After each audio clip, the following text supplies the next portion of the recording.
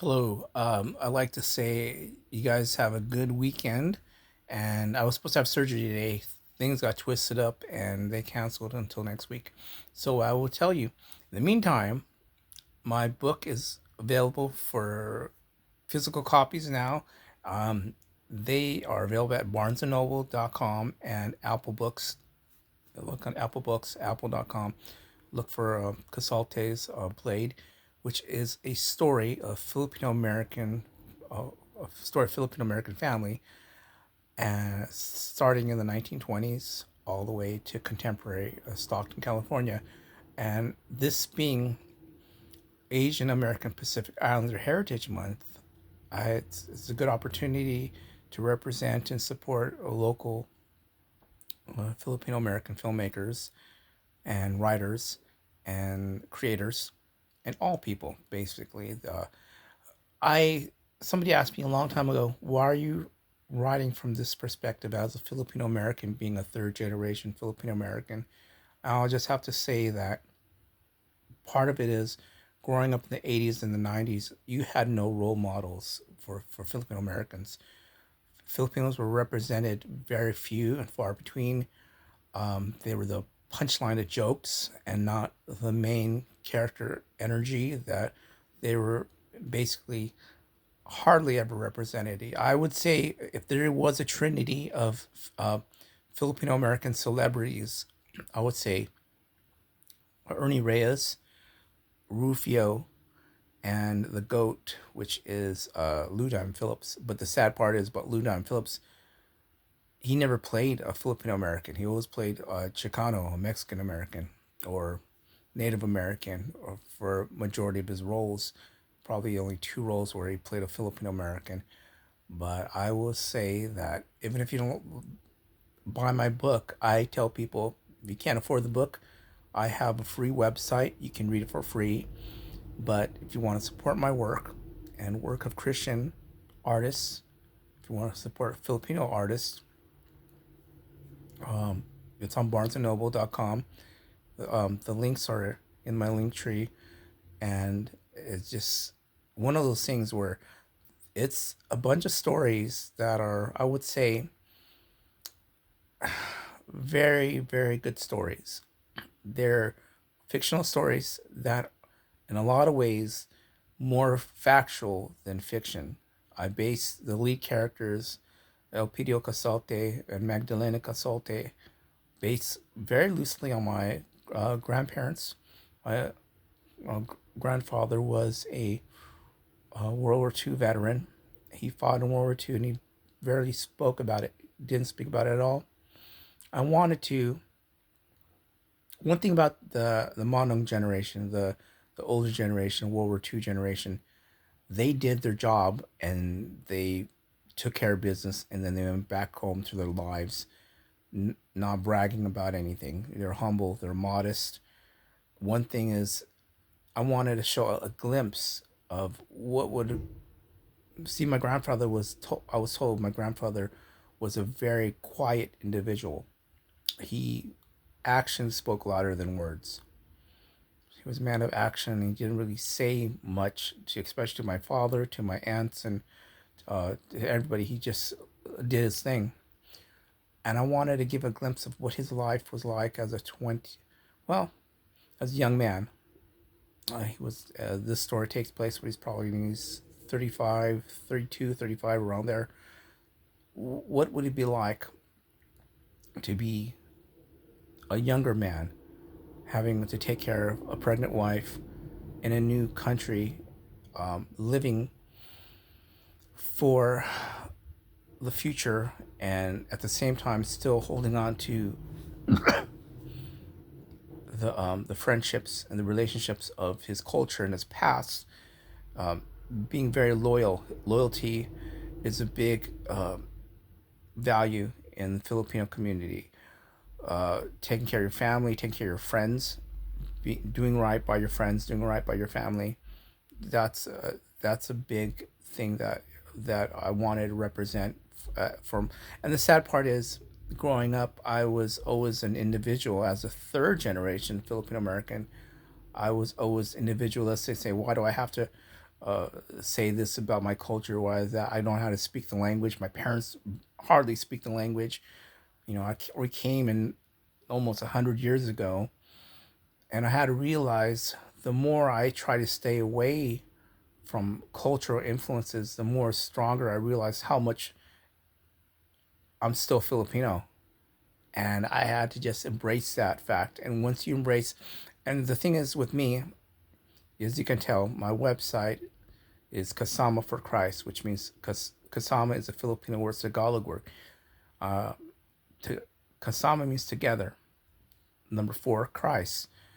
And as a Christian, I found very, very few role models that represented not just my culture, but my social economic background or anything that I could relate to on a lot of levels, coming from a religious influences to a relationship with God.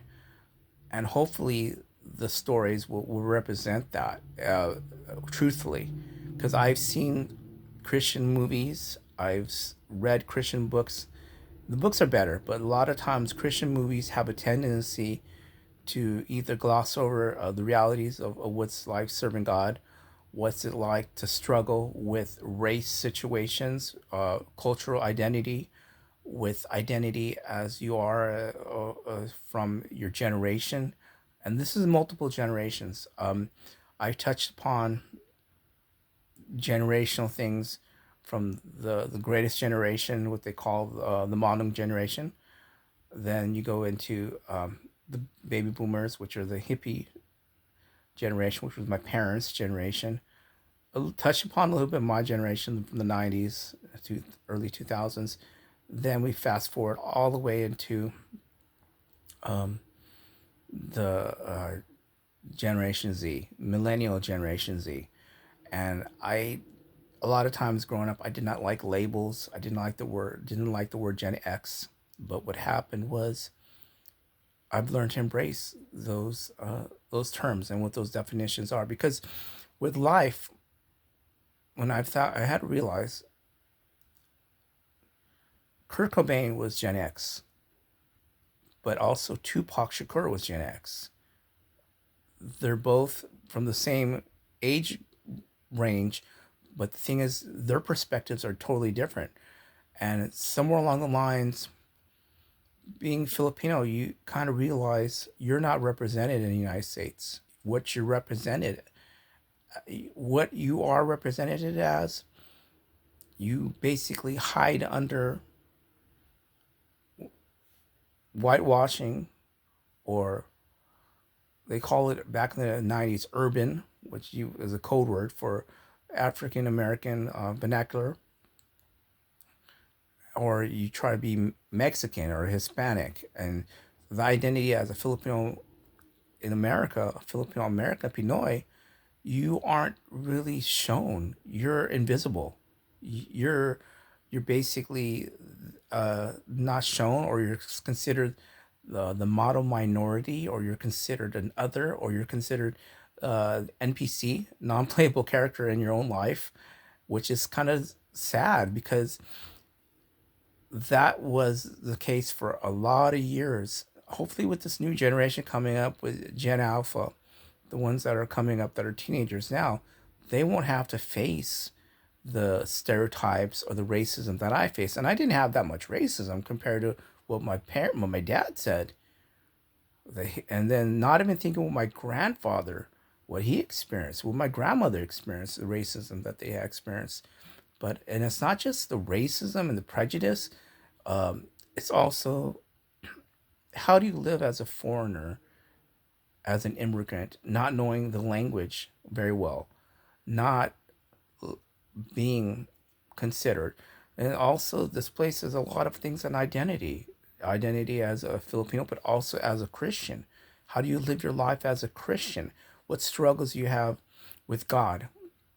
What things that God has put out in His Word that you struggle believing, that you struggle accepting, having faith, being a man of faith can be very devastating if you've seen a lot of trauma in your life. You've seen a lot of They say that if you live in the ghetto, 90% of people live in the ghetto have some form of PTSD, post traumatic stress disorder, because of the fact of hearing gunshots all the time, people getting stabbed, people getting killed, the drug use, all the madness that goes on in the streets. Even if you're not from the streets, you're around it. You're living in the trenches in a lot of ways. And not to say that I put Stockton, and I put Stockton in the majority of my stories, but a lot of times Stockton is always shown as a negative view. But the thing is, the thing that a beauty about the city isn't the city, it's not the boundaries, it's not the location, it's the people. It's the people that love God, it's the people that have good values and morals. It's the people that are willing to share their cultures, because this is a city of many diverse cultures, many diverse foods, music, entertainment, religions. And what I've shared with this book is something of just showing it, showing families and friends and everyday lives. And that's not just a place of violence. It's not just a place of poverty, because there are good sides of this town. There's good people in this city, and I wanted to represent that aspect as well as there are negative aspects, but there are positive aspects too. There's a lot of good things that take place in the boundaries of this town. What I do want to say is the fact is, like I said, this is a good book. If you're able to purchase it, look on Barnes and Noble, look at Apple, get download it to your phone, download it to your tablet, your Kindle. If you have a ebook, if you want to do that style, or if you want to buy the physical copy as well. And it's not to push my book or my agenda or my religion on anybody, but to share. And that's all it's always been about, sharing my what I love, showing the beauty of the city and the beauty of my God. And I'm not perfect by any means. The only perfect person they nailed on a cross. And I just have to share is almost 27 years ago, when I was in a deep, dark pit of loneliness and ugliness and just anger and division and so much going on. The only person that could take that weight off my chest was Jesus. Now that might sound a little goofy and corny to some people, because at one point I felt that way. Before I became a Christian, I thought that was goofy and dumb and ridiculous. But then I've had to realize, who do you turn to? Some people turn inward. Some people turn to alcohol. Some people turn to a relationship. Some people turn to a job. Some people turn to materialism. Name it, video games. They might just spend all their days playing video games, watching movies all day long, and being entertained, doing whatever. And the last thing is they do is they turn to God. And a good friend of mine told me years ago, what happens when you are in a car accident? The very first thing is automatically, you either one of two things. You're either going to say a cuss word, or you're going to say, oh God. That space that's in your heart, I know people say it all the time, but that space in your heart was meant for God. That's why you cry out to God. They say that God's name in Hebrew, it cannot really pronounce, but they have the letters Yahweh. And there was a pastor that did some research on Yahweh, and he said, when you breathe in and you breathe out, you breathe in Yahweh, Yahweh, you're saying God. I don't know if that's true or not, but I've seen and I've heard 3 or 4 different pastors and other religious researchers have said Yahweh is the closest thing to say God's name is breathing in and breathing out. That breath that Adam took in, his first breath was God, and his last breath that he took out was God. Now you guys have a blessed day. Okay. Have a good weekend. I'll see you on the flip side.